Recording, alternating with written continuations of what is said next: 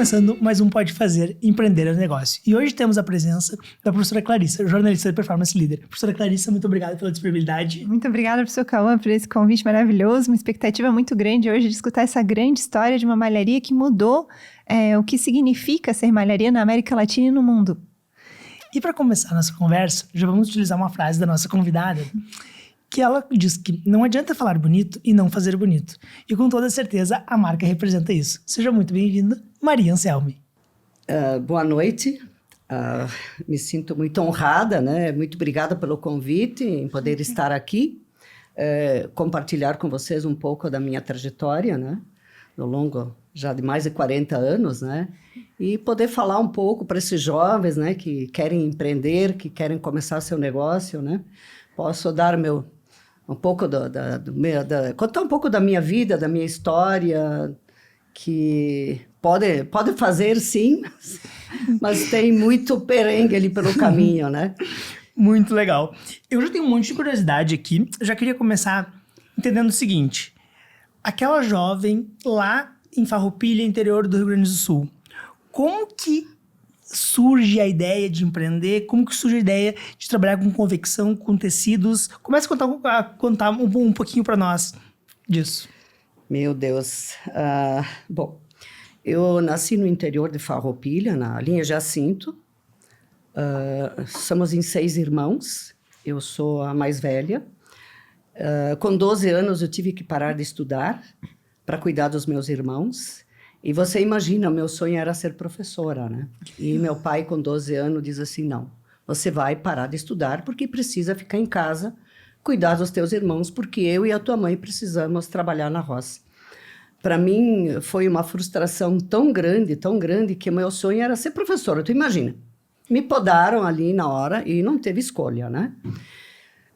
E aí, como eu, desde criança, que eu adorava muito mexer com bordado, com crochê, e me lembro que eu ficava em casa cuidar dos meus irmãos, e eu não tinha linha, sabe? Meus pais, a gente era tão pobre lá no interior, que eles não sobrava dinheiro para me comprar, sabe, um novelinho de linha, que hoje custaria aqui R$2, R$3, R$4, né? Todo o dinheiro que se ganhava era para comprar os alimentos que a gente não produzia, né? Então, eu comprar o açúcar, comprar o sal, o fermento, essas coisas café que a gente não produzia. Então, tinha vontade de comer um ovo, às vezes não dava nem para comer o ovo, porque tinha que vender para poder comprar essas coisas, né? E eu gostava muito de mexer com crochê, com tricô. E aí, como eu tive que parar de estudar muito jovem, e quando eu ia na casa da minha avó, minhas tias, elas tinham ali o enxoval delas e elas me ensinavam a fazer os crochê. Aí eu voltava para casa e eu não tinha linha, né? E aí eu fazia sacanagem, né? Minha mãe com o enxoval dela, com as camisolas dos crochê, eu desmanchava os crochê do enxoval da minha mãe para mim ter linha. Só que aí eu desmanchava os crochê e aí eu escondia daí as camisolas que eu desmanchava, né? E botava atrás da pilha. Quando a mãe ia arrumar o roupeiro, era uma bronca, né? Porque eles diziam, olha que tu estragou a minha camisola, olha o que tu fez, né? Então, eu adorava fazer isso, né? E aí parei de estudar na 4ª série. Depois eu fui fazer a 5ª série de noite. E eu disse para o pai e a mãe, depois começaram a plantar uva, aí começaram a ganhar uns trocos a mais, né? Eu digo, me deixa fazer um curso de corte e costura, já que vocês não me deixaram estudar. Com que idade isso aí já? Eu tinha 13 anos. 13 em seguida? Em seguida. Em seguida. Aí o pai me comprou uma máquina, aquelas máquinas bem simples, financiou sei lá em quantas vezes, e comprou a máquina e eu fui fazer um curso de corte e costura.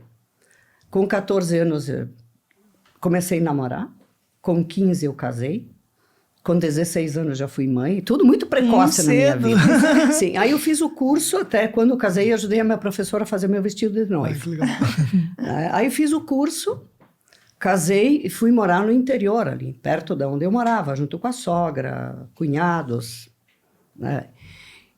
E aí o meu ex-marido, ele, 2 anos depois que nós tínhamos casado, ele disse, eu não quero mais trabalhar aqui na roça, eu vou alugar um caminhão e vou viajar. Eu disse para ele, bom, se tu for viajar, eu não vou ficar aqui na roça. eu quero sair daqui, tu me leva a morar na cidade também. Mas aí a gente não tinha nada, não, porque não sei o quê, porque tem a mãe, porque tem a minha cunhada, porque não sei o quê. Daí, então, alugamos uma casa, insisti bastante, alugamos uma casa. Aí veio morar comigo a sogra, veio a cunhada. Né? Aí eu cheguei em Farroupilha, e Farroupilha, vocês conhecem, que é uma cidade que tem muitas malharias. Malharias. Né? Então, lá em Farroupilha, como eu sabia fazer crochê, sabia bordar, sabia costurar, sabia fazer tudo, e eu queria trabalhar fora, mas a minha sogra me disse assim, eu não vou cuidar filho de ninguém, ela disse, porque eu quero ter minha liberdade de ficar 15 dias na roça lá com os meus filhos, eu tinha outros filhos que moravam lá, e eu não quero compromisso. Então, não tinha creche, não tinha nada, a única coisa que me restou é ir nas malharias pedir serviço para mim trabalhar em casa. Aí eu chegava nas malharias, olha, eu sei bordar, sei fazer crochê, sei costurar, né? E aí eu comecei pegar serviço para trabalhar em casa. Aí eu entrava nas malharias, uma coisa que quando eu lembro assim, eu digo, meu Deus do céu, em que mundo é que eu estava? Eu via a secretária, né, o telefone que ela ficava ligando assim, ficava olhando, meu Deus, como é que ela faz uma ligação? Nunca tinha visto um telefone. Bem, quando eu fico pensando no meu começo, assim, eu chego até a me assustar. Digo, era o quê? Da época do dinossauro? Porque não tinha telefone, não tinha nada. Né? E quando eu comecei a costurar para a empresa, eu entrava e olhava tudo para mim, eu entrava nas empresas. Eu era um radar, eu sou uma pessoa muito curiosa. E até hoje, né, digo, eu amo aprender. Então, eu gostava de olhar como era feito, as coisas assim. A curiosidade, eu acho que foi uma grande qualidade minha, da curiosidade. E aí eu olhava assim, mas eu queria ter minha empresa, eu queria ter meu negócio. Mas pensa, eu não tinha dinheiro, eu não tinha conhecimento. Nada. E, tá, mas como é que eu faço, como é que eu não faço? E eu ganhava o dinheiro que eu trabalhava em casa, assim, tinha que ajudar a comprar comida. Eu vim morar em Farroupilha, eu tinha 2 filhos. Né? O Eduardo tinha 15 dias e a Sandra 3 aninhos. Novinho.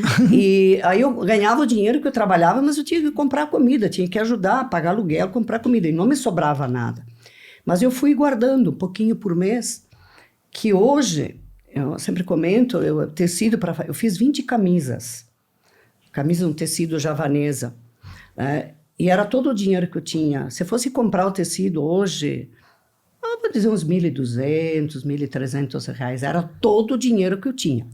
Fiz as 20 camisas. Beleza, tá. E agora, vou vender aonde? Então, como eu sabia cortar e costurar, daí elas eram bordadas, as camisas, né? Aí mandei numa bordadeira, bordar, escolhi o modelo. 20 peças prontas. E agora, vou vender aonde? Como é que eu vou fazer? Peguei uma sacolinha e fui para o centro ali de Farroupilha e fui oferecendo a camisa numa loja, numa outra, né? Eles olhavam, bonita, bonitinha, não sei o quê, mas não consegui vender nenhuma. A minha frustração foi tão grande, né, de voltar para casa com as minhas peças, me acharam bonita, mas não consegui vender nenhuma, né? Então, muito triste, voltei para casa. E eu continuava trabalhando para as malharias, né? E um dia que eu fui receber numa malharia que eu prestava serviço, eu encontrei uma senhora na rua, uma italiana, não esqueço, Dona Alba, de Porto Alegre. E ela me perguntou, eu sempre fui meio metida, né? Da onde que tu é, como é que é teu nome, o que tu faz, sabe? Bem curiosa. E ela me disse, eu sou de Porto Alegre e eu revendo malhas. Quando ela me falou a palavra revendedora de malhas, Pronto. Eu grudei nela, assim, meu coração começou a acelerar. Eu digo, tá aqui a minha oportunidade, uma revendedora.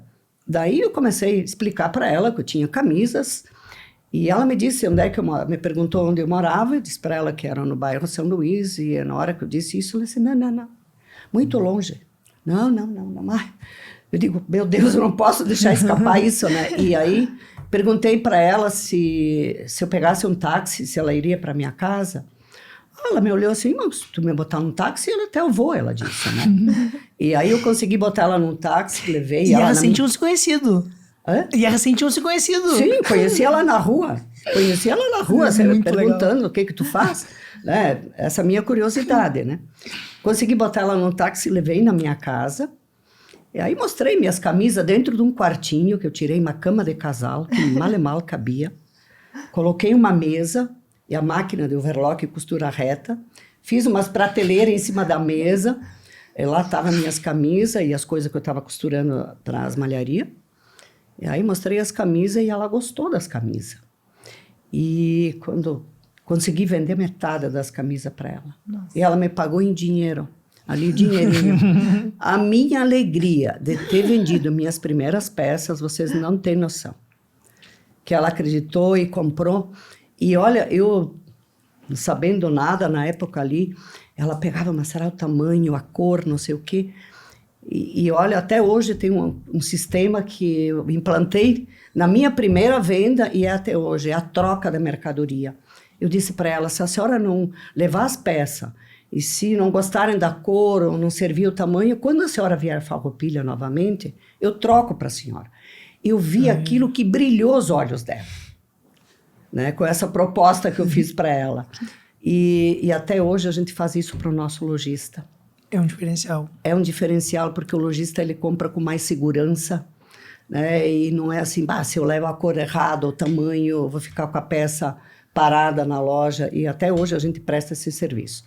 Tá, daí ela comprou as peças, me pagou. E ela disse assim, bom, vou levar as peças. Se as clientes gostarem, ela me disse, eu te mando uma carta com o pedido. Tu imagina uma carta, né? Jesus.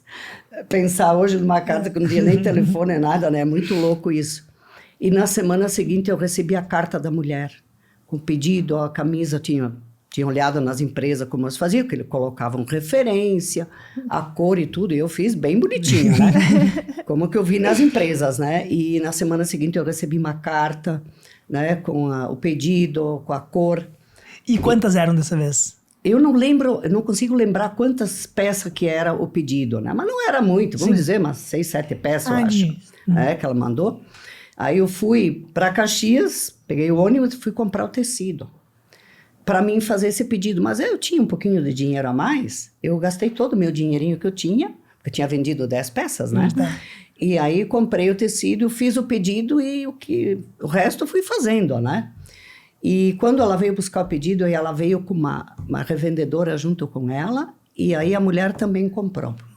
E ali começou o giro, né? E na frente da minha casa tinha uma professora que ela viu, porque eu bordava as camisas e ficava assim a marquinha do risco, eu tinha que lavar as peças antes de vender. Ela disse, eu vi que tu tem no varal ali as peças, o que tu tá fazendo? Ela me disse, não, eu digo, eu tô fazendo, vem aqui que eu vou te mostrar.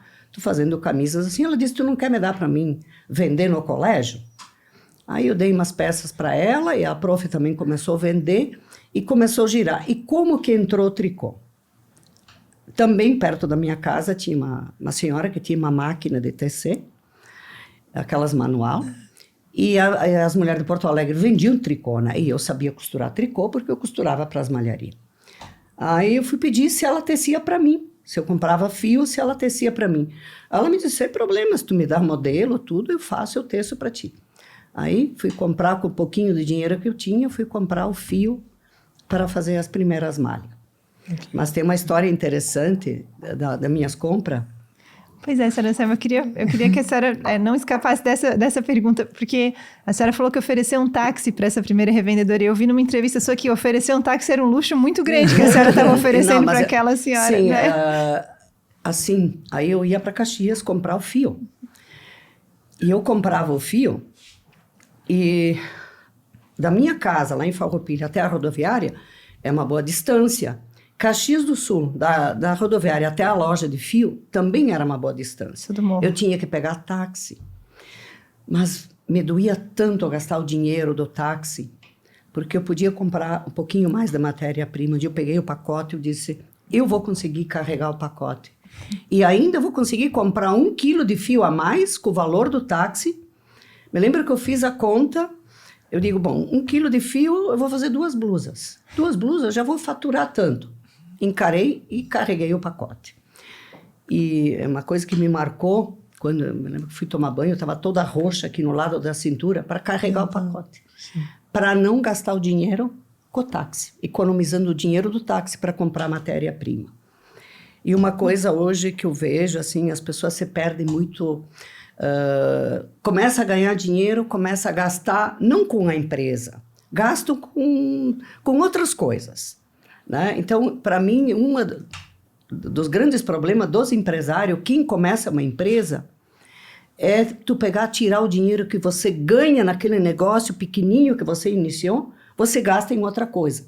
Você não pode fazer isso. Se você fizer isso, olha, provavelmente o teu negócio não vai dar certo. Se você começa sem nada, com muito pouco, você tem que ir multiplicando isso, né? E uma coisa que eu sempre cuidei muito do dinheiro. Então, eu comecei, não tinha apoio de ninguém. Uma coisa assim muito triste, porque ninguém me apoiava, porque é uma coluna, porque não sabe nada, porque não sei o quê. Porque... Juro para vocês que me colocaram a minha capacidade em dúvida muitas vezes. E olha o que eu fazia. Aí, diziam que não ia dar certo. Eu me lembro que uma época que eu peguei... peraí, mas dizem que não dá certo. Mas eu pensei, mas tá dando certo. Olha o que eu fiz. Eu peguei quanto cheque predatado eu tinha, somei. Cheque predatado eu tenho tanto. No banco eu tenho tanto. Fiz o levantamento do meu estoque, tenho tanto. Somei. Caramba! Eu digo, eu comecei com 1.000, eu tenho 20. Como não dá certo? Como não dá certo? Tá dando certo, eu tô ganhando dinheiro, né? Porque aí eu cuidava, né? Então, para mim, todo o dinheiro que entrava era todo direcionado para a empresa, sempre para conseguir comprar um pouco a mais de matéria-prima e, sabe, investindo. Muitos anos trabalhando na empresa sem tirar nada. Reinvestindo tudo na empresa. Um dos grandes problemas do jovem, começou a ganhar dinheiro, daí compra um carro, faz uma viagem, vai lá, compra roupa, tira o dinheiro da empresa, tira fora. Aí não dá certo. Aí você começa a trabalhar com dinheiro de banco. Aí você trabalha para os bancos, porque os juros de banco nunca foram baratos. Exato. Né? Então, uma coisa que eu sempre cuidei foi do dinheiro. Tudo que eu ganhava era botar na empresa. Né? Sempre reinvestindo dentro da empresa. E muito trabalho, muita dedicação, desde o começo, fazendo a coisa da melhor forma possível, cuidando do cliente, cuidando do fornecedor, sempre cuidado todo, sempre tinha um cuidado que aquela coisa que eu aprendi em casa, com meu pai, com a minha mãe, os valores. Então, fazer correto. Meu pai não sabia nem ler, nem escrever, mas ele dizia, tem que trabalhar, tem que respeitar as pessoas, fazer a coisa correta, ajudar as pessoas. E eu comecei meu negócio com essa filosofia. E é que é a mais importante. É a mais importante. Se você quer começar um negócio, você tem que começar trabalhando bastante. Então, esses mais de 40 anos já da minha caminhada, é muito trabalho, muita dedicação. Esses dias o meu filho me disse assim, pô, mãe, eu acho que tu abriu mão de muita coisa quando tu era jovem, que tu iniciou a empresa. Ele disse, porque, mãe, não consigo lembrar, assim, de ti, comigo, nós brincando, saindo muito. Digo, realmente, filho, eu tive que abrir mão de muita coisa, porque me dedicava à empresa, né? Muito trabalho. Então, não se consegue nada na vida, assim, sem trabalho, dedicação, e você tem que abrir mão de outras coisas, né? Não dá para ter tudo na vida, né? Eu tenho um questionamento. Quando surge o primeiro não, quando a gente recebe o primeiro não, o que faz a Maria Anselmi dizer, eu acredito no meu produto, eu vou continuar, e não se deixou desistir por esse primeiro não? O grande problema, assim, que eu vejo hoje, assim, as pessoas, o primeiro não desistir. Eu sou persistente, né? Quando eu boto uma coisa na cabeça e que eu vou fazer, né? Não é no primeiro não que eu desisto, eu sou muito persistente, sabe? Eu vou buscar, vou tentar, vou esgotar. Por que não? Né? Sempre tem, por que não? Né? Então, eu não desisti no primeiro não e fui sempre firme. E quantos não que eu levei da vida, né? Foram muitos não, muitos problemas. Né? Então, não dá para a gente começar um negócio e achar que tudo vai ser maravilhoso. Né? Nada é fácil na vida. E nesse começo, Ana Maria, qual era a visão que levava a senhora para frente? Porque a gente não sabe tudo que vem pela frente, né? Então, o que lhe impulsionava? Qual era essa ambição? A senhora lembra dessa época bem jovenzinha? Eu lembro. A minha ambição era, assim, conseguir ter a minha empresa, conseguir ter o meu trabalho. Eu queria a minha independência. Era um sonho que eu tinha, né? Então, eu lutava para isso. Quando eu vi uma oportunidade, então, eu era sempre... tinha uma revista, e buscar uma revista, entender o porquê, buscar. Então, essa minha busca de conhecimento fez toda a diferença. Então, tinha um curso que eu podia fazer, mesmo se eu estava na praia de férias. Lá vai ter um curso de não sei o quê. Eu estava lá, eu fazendo o curso. Então, todas as oportunidades que vinham na minha frente, eu agarrava com unha e dente. Então, eu ia aprendendo, ia fazendo, né? E depois eu tive uma oportunidade, Caxias do Sul tinha um sindicato que tinha o comitê de estilo. E esse comitê de estilo tinha as professoras da universidade e as pessoas das empresas participavam e o sindicato pagava uma viagem, uma para o verão e uma para o inverno, para fazer pesquisa na Europa. Nossa. E eu comecei junto com elas. Consegui dinheiro, daí comecei junto com as visitando as feiras na Itália, na Alemanha, Estados Unidos. Então, essa abertura, digo eu, né? Abrir a cabeça para o mundo, buscar inovação, isso me ajudou muito, sabe? Me ajudou muito mesmo. Durante esse processo, esses 40 e lá vai anos que a empresa tem, qual foi o maior desafio no processo de crescimento, no processo de expansão da marca mesmo? Olha, eu não tenho um desafio. Assim, isso as pessoas sempre me perguntam nas minhas palestras, né? Qual a virada de chave? Não teve uma virada de chave, teve uma caminhada. Uma caminhada. Então, muito trabalho, dedicação e sempre aquela preocupação de surpreender o cliente, de fazer o melhor, né, para o funcionário, para o cliente, tratar bem o fornecedor. O cuidado todo. É uma longa caminhada. Né? Muitas frustrações, muitos não, muita dificuldade. Mas nada na vida é fácil, né? Se você é funcionário, também não é fácil. Se você é empresário, não é fácil. Nada é fácil. Né? Nada é fácil. Outra questão também que eu tenho. Hoje a gente percebe que os seus filhos trabalham junto. Como esse processo da sucessão familiar é tratada? Como que eles entraram na operação? Como que funciona isso hoje na Anselme? Bom, meus filhos foram criados no meio do tricô. Legal. Foram criados no meio do tricô, os três. Então, a Sandra, ela fez 50 anos, a minha filha, e ela tinha 17 anos, eu lembro que eu peguei ela e comecei a viajar para fora do país com ela, visitando feiras, e botei ela embaixo do braço e vamos comigo, né? A importância dessa internacionalização, né? Então a Sandra me acompanhou. Então, na parte de criação, tivemos dificuldade no começo junto, porque ela entrava com uma ideia e eu queria como eu queria, sabe? Não foi tão fácil, né? Com que idade ela começou a trabalhar? Ela começou a trabalhar, bom, eu acho que ela tinha 12, 13 anos, já sentava com uma cadeirinha no lado da avó, puxando os fiozinhos, ajudando a avó a fazer acabamento. Então, desde criança, né? No começo não foi nada fácil. Daí, quando eu comecei a levá-la junto comigo para as viagens internacionais, visitando feiras e tudo, nas vitrines, nós ficávamos até às 11 da noite tirando foto, andando que nem as loucas, né? E aí o Eduardo também, com 18 anos, ele foi para a Itália fazer curso de tecelagem. Aí ele foi para a Itália, foi para a Alemanha, foi para o Japão. E esses dias, até dando uma palestra, ele deu um depoimento, até que eu nem sabia. E quando ele foi fazer o curso no Japão, ele contou que... Sabe que o japonês é muito...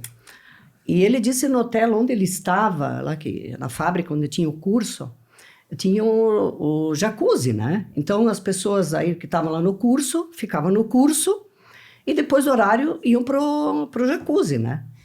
Ele disse, sabe o que eu fazia? Ele disse, eu ficava estudando. Então, eles deixavam os computadores disponíveis E ele ficava depois do horário. No outro dia, quando chegava o professor, ele já sabia tudo quase, e aí os colegas ficavam perguntando para ele.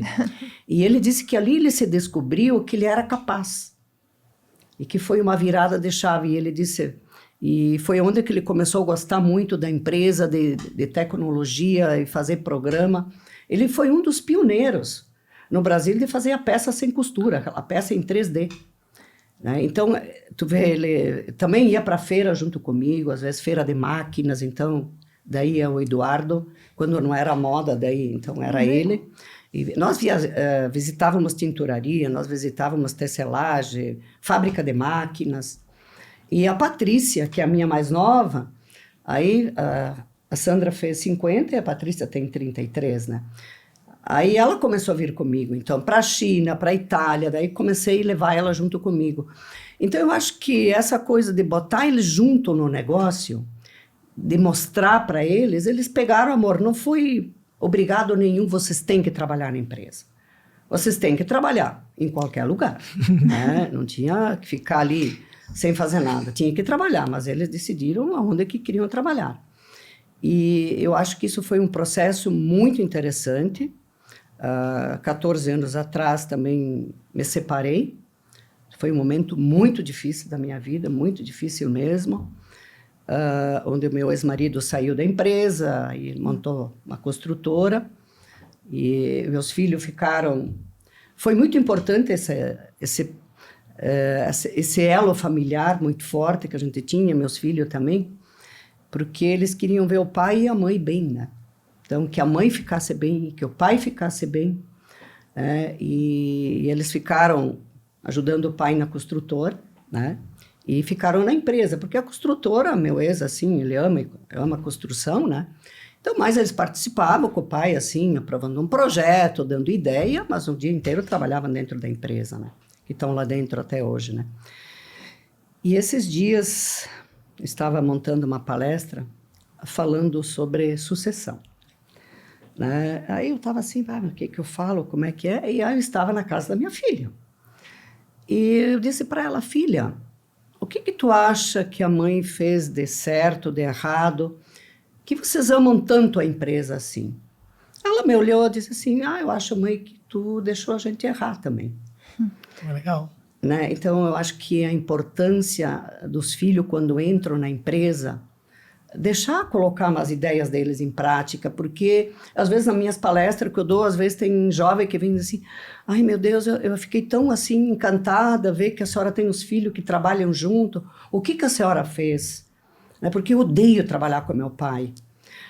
Eu acho que quando o pai e a mãe são muito autoritários e querem do jeito deles e não deixam os filhos dar a opinião, os filhos vão embora. O importante é isso. E eu sempre fazia assim, eles querem fazer isso aí. Eu fico olhando assim, mas se der errado, isso aí, quanto vai custar para a empresa? Qual o risco? Qual o risco? Sempre medindo o risco, né? Tamanho da... Dá para aguentar? Dá. Então, vamos deixar fazer. Pô, que legal. Porque daí a pessoa se sente parte do negócio também. Que quando os pais não dão espaço, aí os filhos desanimam e vão embora, né? Eu acho que... Ela me disse, eu acho, mãe, que tu deixou a gente errar. E o meu filho, eu perguntei para ele também, ele ficou pensando assim, ele disse, eu acho que, mãe, é verdade. Né? Mas sempre ali no lado, né? Vai fazer isso aqui, vai custar tanto, vai. Então, sempre com o meu olhar, olhando quanto que se desse errado, se a empresa suportava, não suportava, porque é muito importante. Porque é muito fácil perder o fio da meada. Muito fácil. Uma estratégia que você toma errada dentro da empresa, um passo errado, às vezes você compromete a empresa, né? Então é difícil, né? Nesse campo econômico, Senhora Maria, a gente vê assim que você se trabalha num setor que entrou, por exemplo, a competição chinesa. A senhora fala uma vez numa entrevista, eu vi quando os chineses vieram e pensei se eu ia continuar na malharia, né? Sim, muito difícil. Como se reinventar diante de uma realidade que muda tanto quanto foi aquela? Eu ia para as feiras na Itália, na França, eu via aqueles estantes do chinês e vi o preço que eram as malhas, assim, eu voltava para casa apavorada. E aqui no Brasil, as feiras em São Paulo, em Gramado, olhava assim uma peça, eu digo, meu Deus, até quando eu vou vender? Até quando eu vou conseguir, meus clientes vão comprar? Porque olha o preço que está esse produto, olha o meu. E eu não conseguia fazer por menos. Muito medo eu passei vendo isso, né? Mas a gente sempre fazendo o nosso trabalho da melhor forma possível, a coisa foi indo, né? A gente sempre se preocupando com a qualidade, com o atendimento do cliente. Passou. Claro que hoje ainda temos muita concorrência, né? Mas quando você faz um trabalho bem feito, a seriedade no mercado, o pessoal não te troca tão fácil assim. E o setor de vocês, entrando um pouco nesse, a moda é um setor que vocês preveem muito antes o que vai cair no gosto das nem me pessoas. fala, Né? é muito o quanto é difícil. intuição, o quanto é pesquisa, o quanto é criatividade. É uma coisa que nós, na empresa, há muitos anos, né, fazendo esse trabalho, a Sandra junto também, a gente aprendeu que, para nós, tu vai lá, tu vê uma tendência, né, é muito importante isso, mas tu tem que manter o teu estilo. Né? O jeito Anselmi de fazer, né? O nosso jeito. Então, no momento que a gente baixou a cabeça e disse, é assim que nós vamos fazer, é o nosso jeito, na verdade, foi uma grande diferença para nós. Eu sou um fã da marca, né? Eu também. E eu até estava conversando antes, dizendo, Maria, por favor, coloca roupa masculina. Mas nós temos masculino, assim, tem duas referências no masculino. Tem um Vzinho, assim, de algodão e um decote redondo. A gente tem na empresa 2 modelinhos.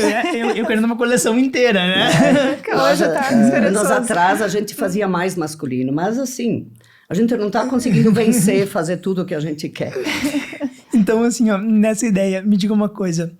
Nos próximos 10 anos, se a gente for pensar a Anselmi daqui a 10 anos, aonde que a senhora gostaria que a empresa estivesse? Qual que é a idealização para daqui a 10 anos?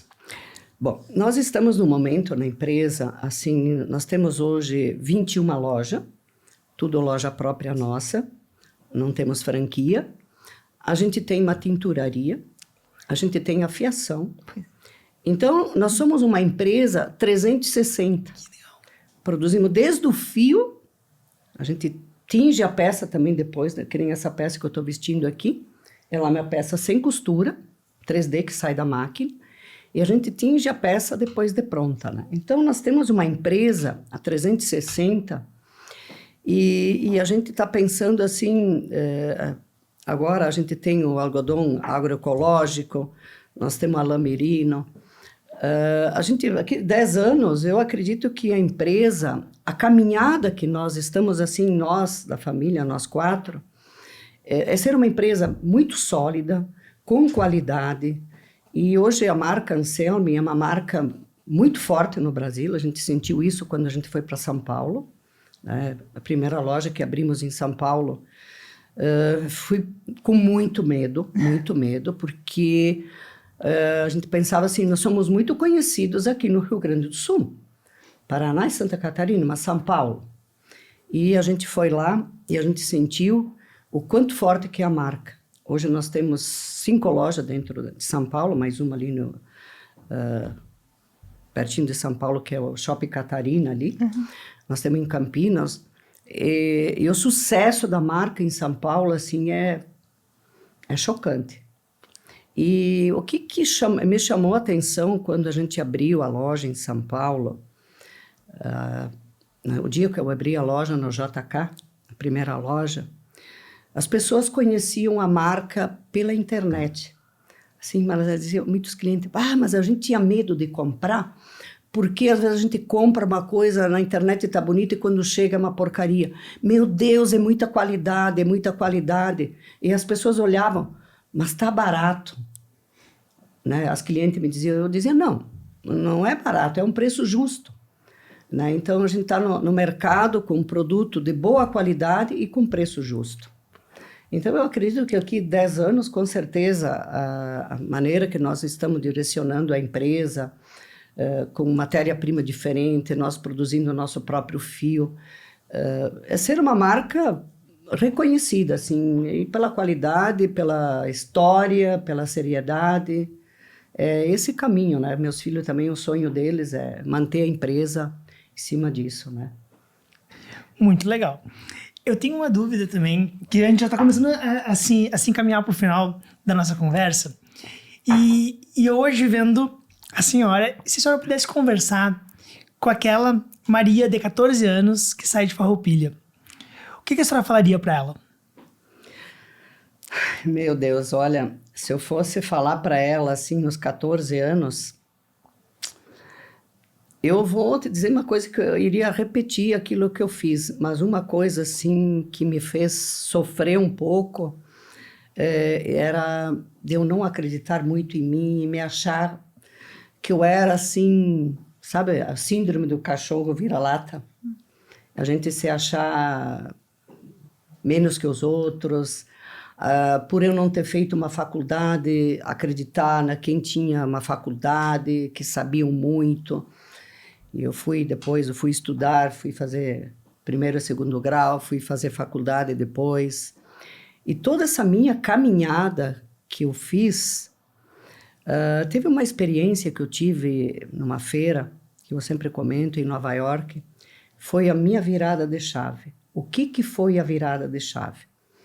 Essa coisa que eu digo, assim, a síndrome de cachorro vira-lata, né? Porque eu vim do interior, porque aquele sotaque, porque fala errado, porque não sei o quê. Sempre me achando, sabe, menos que os outros.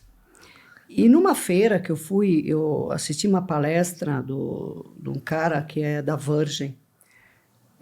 Aquele senhor, o grisalho aquele. O grisalho né? aquele. Gente, aquilo para mim foi uma virada de chave. Por que foi uma virada de chave? Aquilo me marcou de verdade. Ouvindo a história, ouvindo o que ele faz, esse homem, para a humanidade. Não, tu olha assim e digo, mas, meu Deus, é um homem de verdade isso aí que faz tudo isso? E na mesma feira também eu assisti a palestra de um dos gêmeos que morou no espaço. Então eu vi essas palestras dessas duas pessoas importantíssimas. E o cara da Virgin, ele falou que ele precisava contratar 3 profissionais para trabalhar dentro da Virgin, né? Imagina o nível de profissional. Pois é. E que ele começou a avaliar a pessoa pelo respeito. O que ele fez? Ele se maquiou, meio de velho, botou uma roupa com a bengala, pediu um táxi emprestado e foi no aeroporto buscar os profissionais. E ele falou que se aqueles 3 profissionais não respeitassem o velhinho, ele nem deixaria passar para a entrevista. Qual é o insight que me deu na hora? Não, eu chorei. Eu disse assim, meu Deus do céu.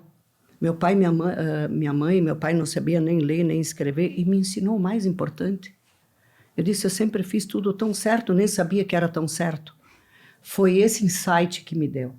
A partir daquele momento, eu juro para vocês, o que me veio na cabeça na hora? Eu digo, bom, eu não sou nem pior que ninguém, nem melhor que ninguém. Eu sou um ser humano que tenho princípio, tenho valores, e hoje, nessa minha caminhada, eu tenho certeza que é o que tem de mais importante como ser humano. Não existe nada melhor. Né? Eu quero que alguém me diga o que existe de melhor na vida do que você fazer, trabalhar, ter respeito, cuidar do meio ambiente, das pessoas, ter empatia. É isso que nos deixa bem. É isso que faz a gente deitar, botar nossa cabeça no travesseiro e estar em paz. Não é você ter um monte de dinheiro, não é você ser dono do mundo, não é isso, gente. Nós estamos aqui de passagem. Então, você faz a sua caminhada com o pé no chão. Me lembro também que uma vez fui para a Escócia, sou muito curiosa, que era o milagre das escolhas, e fizemos o curso, e o milagre é quando você faz a escolha sempre para o lado do bem. Então, nós estamos aqui de passagem, gente. E você fazer sua caminhada em cima desses princípios, desses valores, e isso não tem preço. Eu estou num momento na minha vida de plenitude, né? E olho, a pergunta que você me fez, essa menina de 14 anos, que ela teria que ter acreditado mais nela. Isso me fez sofrer muito por não ter acreditado em mim e achando que o tesouro estava em outro lugar e estava nessas coisas simples. Isso a vida me mostrou. Muito legal. Nossa, que lição, que aula. Eu queria lhe perguntar, com gancho nessa sua resposta, senhora Maria, Quando a gente vê que tem muitas pessoas que trabalham há muitos anos na Anselme, né? Qual é a sua visão de liderança? A senhora falou em empatia. Qual é a sua visão de ser um líder, como a senhora Para é? mim, o líder, primeira coisa, ele tem que ter empatia. Porque um líder que não tem empatia, que não sabe se colocar no lugar do outro, ele não pode ser líder. Ele tem que saber lidar com as pessoas. Às vezes a pessoa está com um problema e você tem que entender o que tem por trás disso. Tem que ajudar as pessoas. Eu dentro da empresa, quando vem alguém, porque a fulana, blá, blá, blá, digo, tá, o que você está fazendo para ajudar ela? É isso que nós temos que fazer. Gente, se é um líder que as pessoas percebem que é um líder que te ajuda, as pessoas se grudam nessa pessoa. Agora, quando é um líder que chega ali, chega ceifando e só ele que sabe, as pessoas não ficam com nojo da pessoa. Então, a gente tem, assim, líder, quando a gente vê que o líder, ele não respeita as pessoas, não vai ficar na Anselme. Para mim, a primeira coisa é o respeito. E é um diferencial, né? Yeah. É um diferencial. É um diferencial, porque tudo, as né, pessoas que Maria? estão lá na máquina trabalhando, eles sabem fazer, né? E se tem um líder que conduz bem o ser humano, que eles se sentem acolhidos, eles ajudam o líder. Caso contrário, como eu disse, se não o líder bota um tijolinho, eles tiram 2. Sim. Tu não vai para frente, né? O líder, ele tem que entender de pessoas. Ele tem que ajudar as pessoas. A gente fala muito aqui, que até o professor Meneghetti fala isso, né? Que a empresa ela é o reflexo do líder, né? Se o líder não está presente, se o líder não se coloca de tal forma, a empresa não vai dar certo, né? Não vai. O líder, assim, ele tem que ajudar as pessoas, ele tem que entender naquilo que ele está fazendo. Eu comento no RH também, eu falo assim, digo, quando tem algum problema, gente, procure fazer a coisa correta, não me prejudique a empresa e nem a pessoa. Nem a pessoa. Vamos tentar ser justos aqui, porque, eu digo, essa aqui é a nossa vaquinha que dá o leite para todo mundo, né? Então, vamos cuidar, né? Cuidar do todo, né? Não digo sempre que a coisa é boa, quando ela é boa para você e boa para mim também. Se é só boa para você ou só boa para mim, não dá, né? Então, as coisas sempre tem que... O grande segredo na vida é encontrar o equilíbrio. Eis o segredo, né? Encontrar o equilíbrio. Em tudo na vida.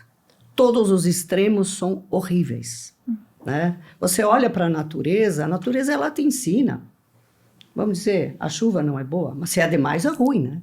O sol é maravilhoso, mas se for demais é ruim também. Tudo é equilíbrio na vida, tudo. Eu queria fazer mais uma pergunta antes do professor acabar fazer um bate-bola, mas é que eu acho que é legal dar essa oportunidade para os nossos alunos de compreenderem um pouco a grandeza da Anselme em termos também de inovação, né? Vocês têm usado, a senhora mencionou muito rápido, por isso que eu queria lhe perguntar. Essa questão da visão 360, né, desde a tinturaria até a finalização, o uso de matérias-primas brasileiras que ninguém nunca usava antes, o algodão lá do Agreste, ou aqui do Rio Grande do Sul, do Alegrete, mas que vem lá da Austrália, eu não sei nem explicar, mas queria que a senhora pudesse comentar um pouco, porque eu acredito que tudo isso contribui com essa atemporalidade da moda Anselme, que a gente compra uma roupa que é para a vida inteira, né? A gente sempre dá preferência em matérias-primas aqui no Brasil. Priorizar o nosso país. E a gente trabalha com algodão agroecológico, que eu fui lá para Paraíba, conheci os fornecedores, eu chorei. Ver aqueles fornecedores, pequenos agricultores que plantam algodão no meio do feijão, no meio do milho, no meio das batatas, e vão lá, colhem o algodão com as mãos. Né? Ver aquelas pessoas que colhem ali 2, 3 mil quilos de algodão por ano, e elas acham que estão ricas porque eles têm esse upgrade de ter o algodão no meio das coisas que eles plantam tudo orgânico, né? Então, eles plantam as verduras, as coisas, e vão no centro da cidade vender as verduras, os legumes, tudo agroecológico, e no meio disso eles plantam algodão. Não, é de chorar. É de chorar. Foi, assim, uma coisa que me chocou muito, né? E eles... felizes que nós estávamos lá, que tinha empresa que garantia que ia comprar o algodão deles. Isso não tem preço, né? Muito legal. Eu gostaria de fazer um bate-bola rápido agora.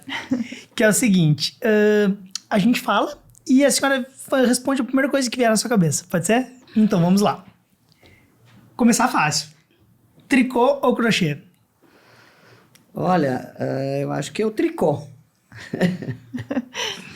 Inverno ou verão? Inverno. Malha lisa ou malha trabalhada? Eu gosto mais da malha lisa.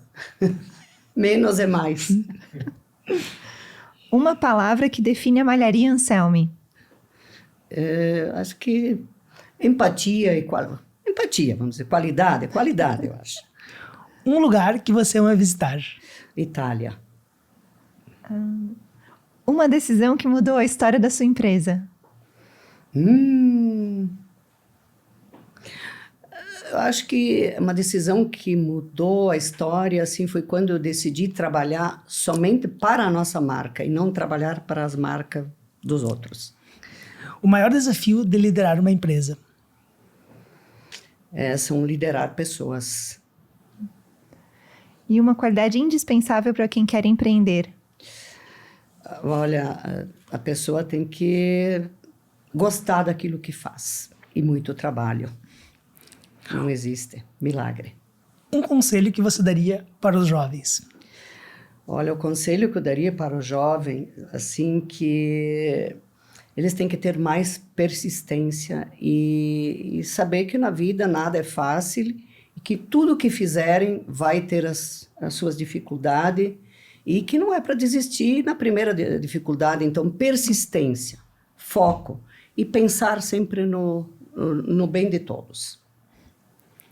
Se tivesse que resumir sua trajetória de vida em uma palavra, qual seria? Trabalho. Muito trabalho. Muito bom. Clarissa, eu adorei. Gente, foi uma aula incrível, eu tô emocionada, assim. Querido. Muito bom. Gostaria de agradecer a professora Clarissa, Imagina. vamos ficando por aqui. Muito obrigada por seu Cauã. Maria Anselmi, muito obrigado pela disponibilidade, muito obrigado por ter vindo aqui conversar conosco e obrigado por essa aula. Geni, eu que agradeço a oportunidade de estar aqui. Muito obrigada. E depois dessa conversa, você acha que pode fazer? A gente tem certeza que sim. Até a próxima.